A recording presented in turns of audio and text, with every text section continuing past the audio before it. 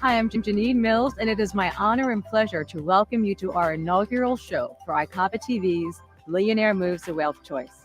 We have a stellar cast of highly accomplished leaders committed to helping you achieve success and create wealth. Your host is the founder and chief servant officer of ICAPA World Network, Jerome Hutchison Jr., a visionary social impact entrepreneur who has created an online global ecosystem, assisting hundreds of Black professionals and entrepreneurs worldwide to succeed, lead, and prosper. Next, we have Dr. William Picard, author of Millionaire Moves and Surviving the Shift, one of America's most successful entrepreneurs, philanthropists, and highly influential business leaders. Next to Dr. Picard, we have America's foremost thought leader and speaker on Black success and wealth creation, Dr. Dennis Kimbrough. Dr. Kimbrough is the author of several best-selling books, including The Wealth Choice: Success Secrets of Black Millionaires and the classic Think and Grow Rich: The Black Choice.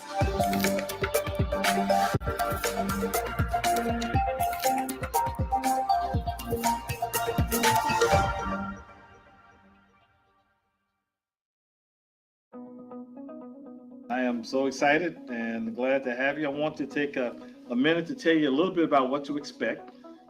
So we have the winning combination. So we talk a lot of times about what happens when you have theory, practice, academia, without, if you will, the practical aspects of how you put to work those things that we learn in theory. Well, we're covering both bases.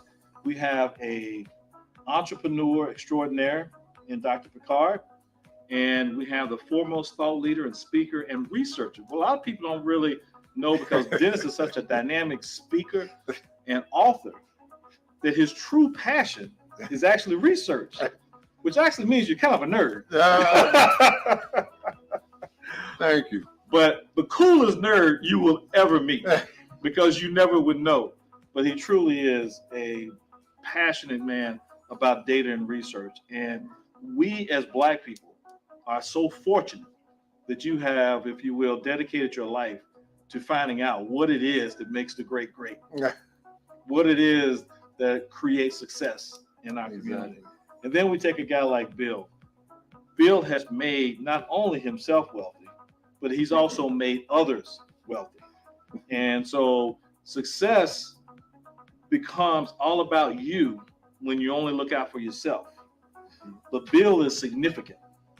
And his significance is because what he has done for others. Most definitely. He didn't write Millionaire Moves in order to become a best-selling author or to sell a bunch of books so that he could add to his bank account. He wrote it because he wanted to provide information that was going to be critical to help us to achieve business success and to be able to create wealth. Dennis did not create, if you will, the wealth choice just for himself. He spent 7 years interviewing 1,000 Black millionaires. And I never forget when your daughter told me 6 years ago that you also made them do a survey. Okay. And it was not like a 2-question survey from what I remember. And so regular folks don't like taking surveys, much less millionaires. So we've got 2 people today that really are dynamic. And so I've set the stage. Hold on to your seats, open up your minds, and get ready for them to pour something into you that you did not know before you came into this room, or affirm something that you suspected that they are going to validate for you today. So right now, I'm going to start with Bill, and we'll talk a little bit about you. And so I want you to share a little bit about your story of how you came to be Bill Picard, how you went from being a social worker. Okay, you guys probably don't know that this, wealthy entrepreneur started out as a social worker. Well, I'm certain that most of you are very well read, and most of you are very, very well preached to. So you've heard of Reverend Ike. And Reverend Ike said the best way to help poor people, don't be one. Don't be one. So, but seriously, my life reflects what can be done. I'm not the smartest knife in the drawer, obviously, but given a reasonable chance and having a group of people around you that encourage you is why Bill Pickard exists today. Not because I'm tall, dark, and handsome, which I am, but because God saw fit to surround me with a number of people that have just lifted my life up. And I won't get into Carl Bell, but Carl's only been with me. Well, we've known each other 50 years, but about 10 of those years we worked together.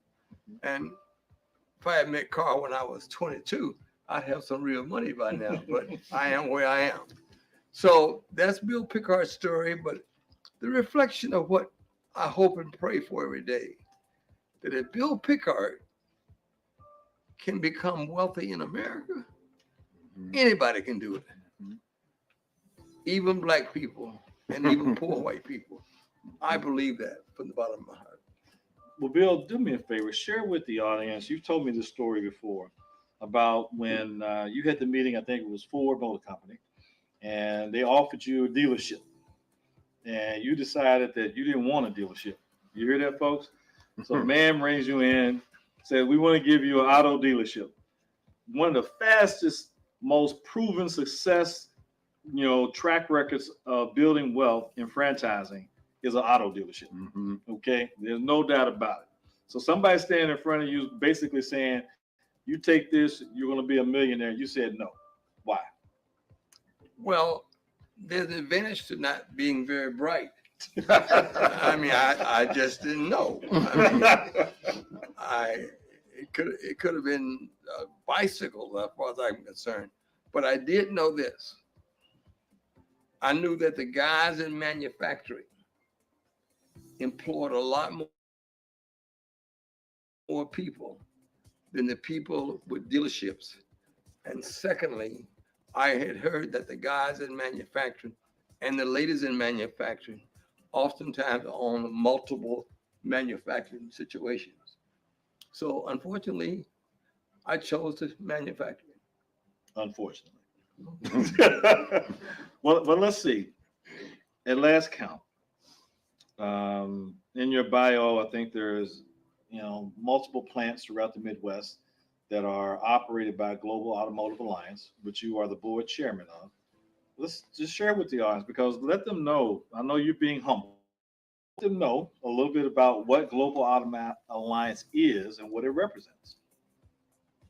Well, again, I go back to the essence of America. And I know this sounds like hunky-dunky stuff, but I really believe that anyone in this room can do and quadruple what I have accomplished. I bought a company that was in bankruptcy. I think it was doing $8 million. And I own a couple of McDonald's. And there's a Ken Brown here today. Ken? Is Ken Brown here? There's a guy here named Ken Brown, a McDonald's guy. And I was able to take those McDonald's and flip them and raise money to buy more manufacturing situations. And of course, manufacturing is a greater multiple than McDonald's would ever be. So again, no rocket science. I'm not an engineer. I'm not an accountant. I'm a social worker.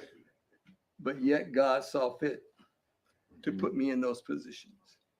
Well, Bill, the takeaway here is don't sleep on the simple message.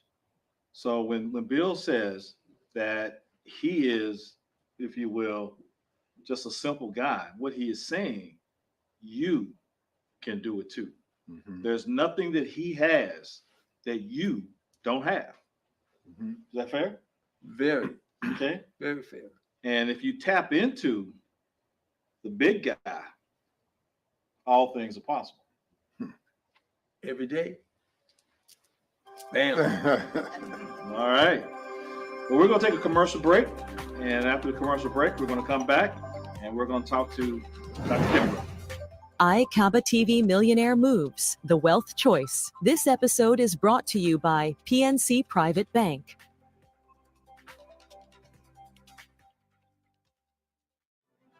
Level up your success with the iCaba World Network, where accomplished Black professionals and entrepreneurs have created a thriving global ecosystem built from valuable connections and impactful collaborations.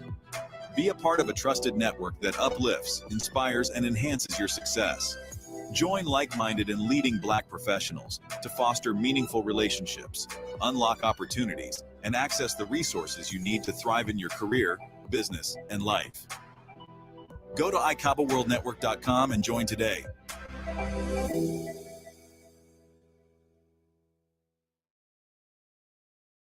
I grew up around blueprints, so I have a natural affinity for real estate. My grandfather was a developer, so that's how I got involved in real estate. So that's what started our business almost 23 years ago. Well, I got involved in real estate because before getting married 17 years ago, the first thing that my wife asked me to do is make sure that I get my real estate license. So it's been 17 years. Well, the things that we do at Exclusive Real Estate involves a variety of things. But one, we're very, very passionate about one most important thing is helping you find a place that inspires your purpose. How do we do this? We actually take the time to listen to our clients, find out their needs, find out what their goals are in order to help them meet their needs so that we can find places that inspire their purpose.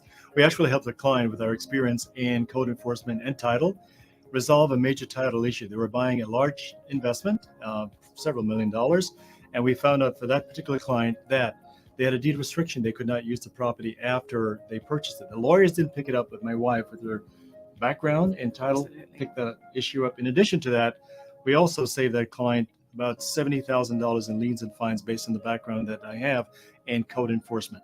Our teamwork and collaboration has helped so many clients move forward, whether it's transforming lives, shaping communities, or achieving legacy. We find places that Inspires your purpose. How can we help you in anything that you feel that is challenging for you in real estate? Give us a call. We're here to help you.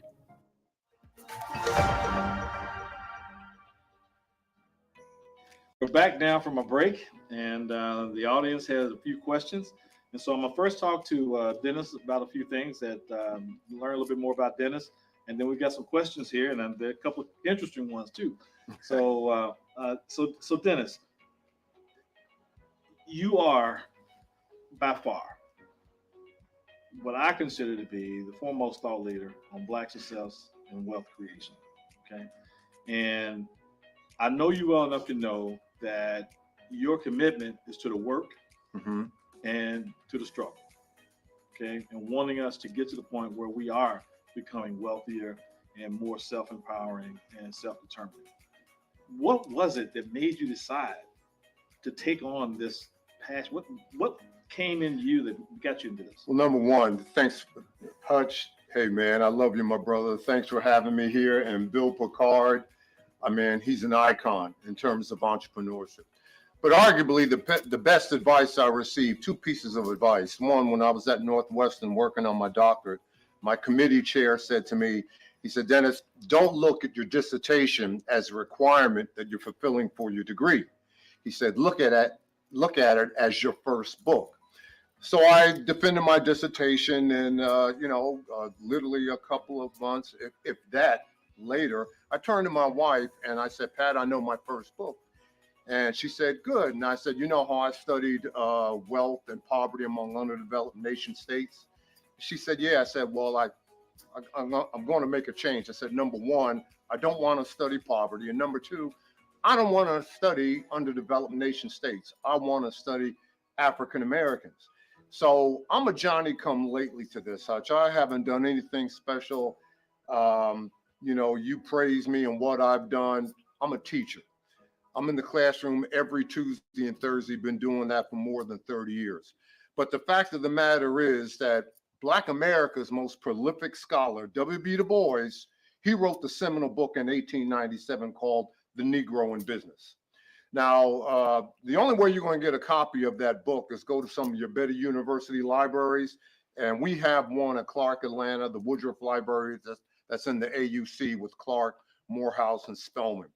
And all the librarians know me in the library. I come in there, and if I want to see the book They'll place me in a carrel, they'll put the white gloves on, and they will bring the book out, sit outside the room that I'm in there, flipping through the pages. But if you just read the first 30 pages of that book, Du Bois has two profound statements. He said, number one, the man and woman who won't control his or her finances won't control anything else. Now, when he says anything else, he means that if you don't care about the money in your pocket, what do you care about high school dropout rates of Black America? If you don't care about the money in your pocket, what do you care about Black on Black crime? And then number two, he says, nothing positive will ever occur in the community that fails to circulate its dollars. He said that in 1897. You know, when you look at Black buying habits, no one circulates money more than East Indians. The average dollar stays in the East Indian community for minimum 45 days before leaving. Number two is the Asian community, 24 days before leaving. Number three, the Jewish communities, 19 days before leaving. But Black America, 6 hours. And it wasn't always like that. When you go back to 1921, Black Wall Street in Tulsa, Oklahoma, and I knew this within the first year I was at the University of Oklahoma undergraduate. Those 3,600 square blocks, Greenwood, Archer, and Pine, you had more than what, 600, 700 Black businesses. They told me in 1921, the Black dollar stayed in that community a year and a half before leaving. So, you know, and, you know, the second part to that question, I really got the idea for this book, and I got to give props where props is due. I interviewed, yes, I quit counting at 150 interviews for my first book, Think and Grow Rich, A Black Choice. But I got 3 books out of all the interviews that I had, and I never repeated the same interview twice. One was Andy Young, Ambassador Young, and I met him and interviewed him several times. But when he told me, the first interview we had, he said, you know, me and Dr. King, we interviewed, you know, we integrated the lunch counter, but we never integrated the dollar. And I said, Mr. Ambassador, what are you talking about? I said, how do you integrate the dollar? He said, somebody has got to give us the keys, the skill set, the mindset to, you know, to live and have and make a being in a capitalistic economy. And Hutch, capitalism is not a dirty word. Capitalism means everything is for sale. If you take the word capitalism, write it on a piece of paper, C-A-P-I-T-A-L-I-S-M, and take the Latin derivative of that word, kaput. Well, what does it mean in Latin? It means head. So my students say, well, Dr. Kimber, what in the world are you talking about? I tell them that in terms of capitalism, what is the one thing you got to use in order to survive? You got to use your head.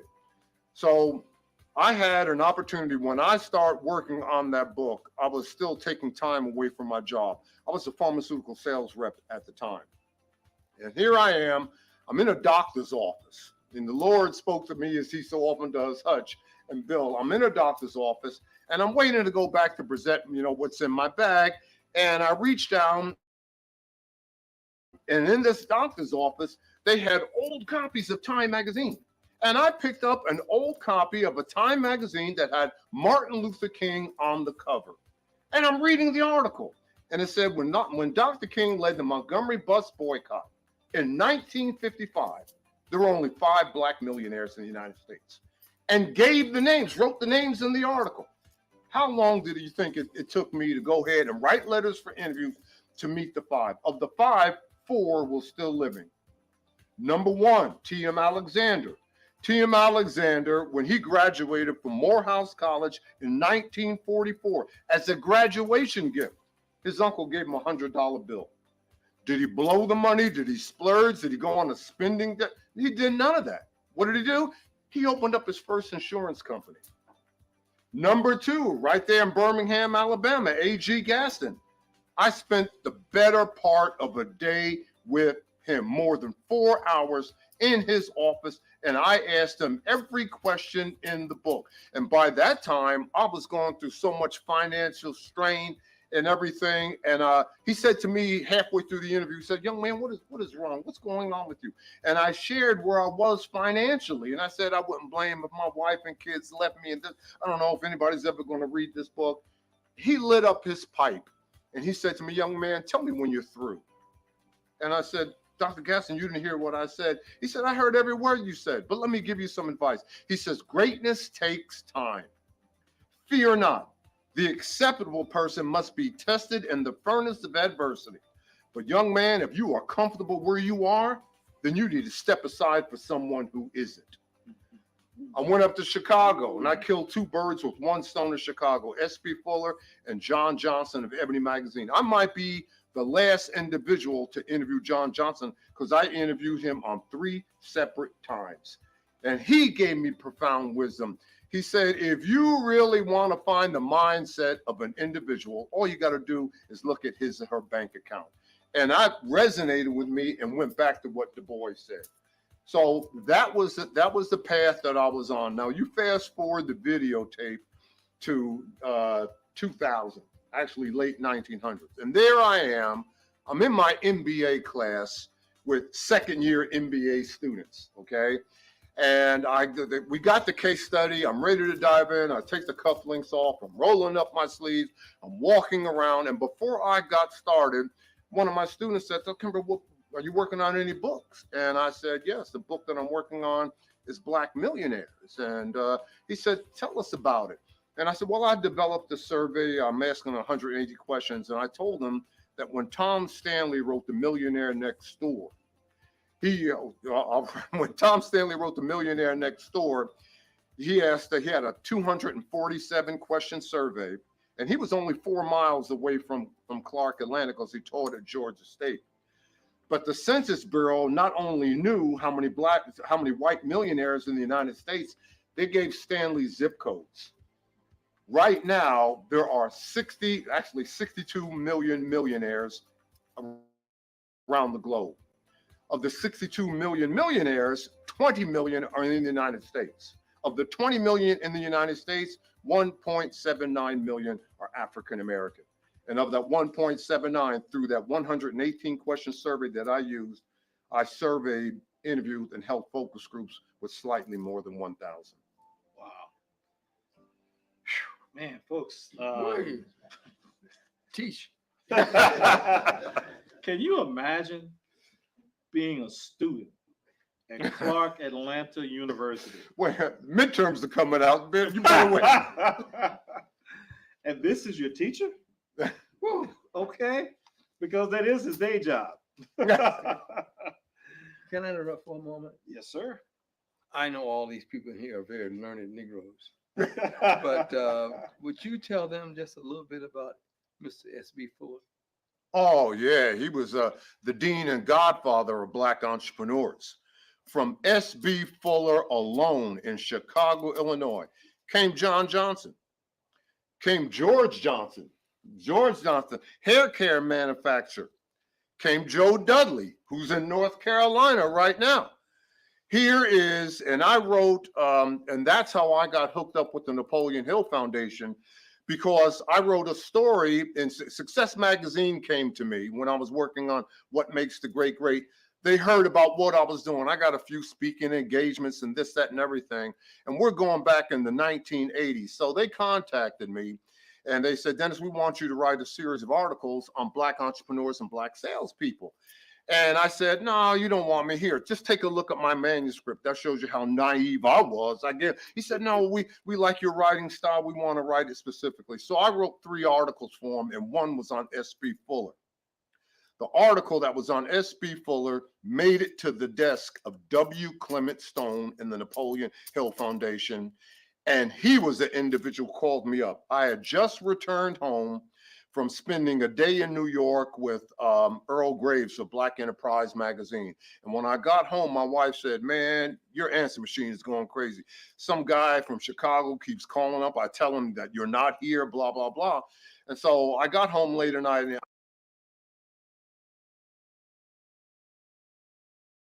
and I hit it. And he said, young man, we heard about you. When can you come to Chicago? I would like to meet you. Well, it took me about 2 weeks, me and my wife, 2 weeks to go ahead and get the money for hotel lodging, rent a car, and the airline tickets. And I didn't have the slightest idea what he had in mind, but I knew, okay, Napoleon Hill Foundation, I got the book right here. I didn't know what he had in mind. So I flew up there in his palatial office, big mahogany desk. He's got a Havana cigar, bright, polka dot bow tie, surrounded by a sea of lieutenants. And they took me into his office, and I sat across from his desk. And he said, "Young man, you're not the first person going around the country interviewing Black millionaires, successful African Americans." And I said, "Excuse me, I'm not?" And he said, "No." And he reached across his credenza and he said, "Napoleon Hill was doing this at the time of his death." I said, "You got to be kidding me." He reached across his credenza and pulled out the last 100 written pages by Napoleon Hill and dropped it on my lap. And I said, he said, "We got a proposition for you." And I said, "What is that, Mr. Stone?" He said, "We want you to finish and update a book." And I said, "What book?" He said, "The book in your lap." He said, "Open it up." And I picked it up. It was 100 pages. And here it's really not ironic. This is the Lord talking to you. Okay, so I'm flipping through this. And even though Hill never interviewed, he had 4 interviews in those 100 pages. And even though Napoleon Hill never interviewed him, I did. iCaba TV Millionaire Moves, the wealth choice. This episode is brought to you by PNC Private Bank. Bill, I want you to just kind of give a real quick answer to what does it take to managing several different businesses? What's maybe one of the key things that you have to be able to do? Delegation. There you go. All right. Rapid fire. I got a question for you. All right.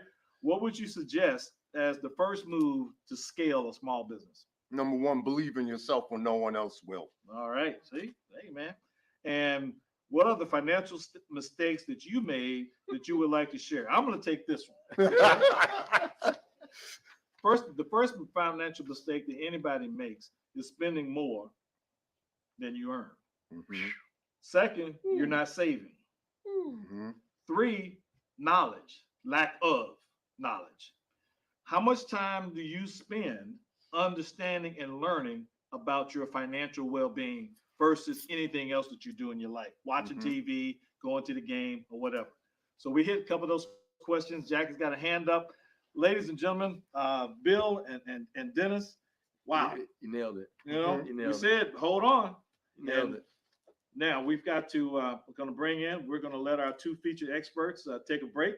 And then we've got our final segment of this episode and member spotlight with Janine Mills. And we're going to find out a little bit about her. Thank you, guys.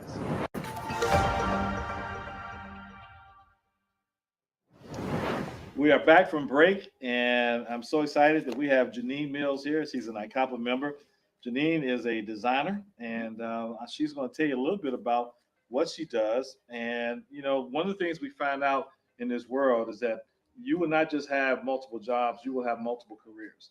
So I know she's had a career in dance, she had a career in real estate, she's had a career in design, and she's also an actress and a model. But today we're going to talk to her about design, and she's going to tell us about what she's doing in that space. And Janine, share with the audience a little bit about what you're doing in design. Thank you. Design is really near and dear to my heart because home is a place where it's your refuge. It's a place where you come back, and it should reflect who you are, but it should make you feel as if you're in your safe place. And with all the things that are going around in the world right now, I think it's more important that we all have a home that could really feel like home and a place of safety and a place of refuge. And honestly, I feel like all human beings deserve to have that. Hopefully one day more humans, we can all have that. That would be great. So that's my contribution to helping create that for people and having that sense of home. Well, Janine, I think that one of the things that makes you really uniquely able to support people in terms of creating that experience and that space that they want to live in is because you have done so many different things. As a realtor, you talk to a lot of people about their aspirations for their home. What do they want? What does it look like? So tell me a little bit about something that you have found that you're able to do when you're meeting with someone and they're trying to design that space that you kind of go to that that can really help them get what they want. I think the first step is just having an overall vision and having a plan.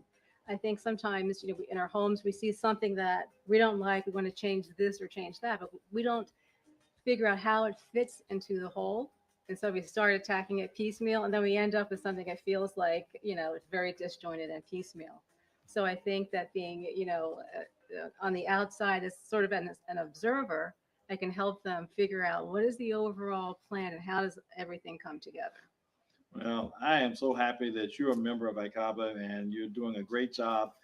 Anybody out here who's looking to, you've got a home, a space, an office that you're looking for some design work for, they don't come better than Janine Mills Interior Design. So I'm just threw that out there. And so that was a free plug. And so thank you very much, audience, for being here today for the inaugural episode for Millionaire Moves, The Wealth Choice.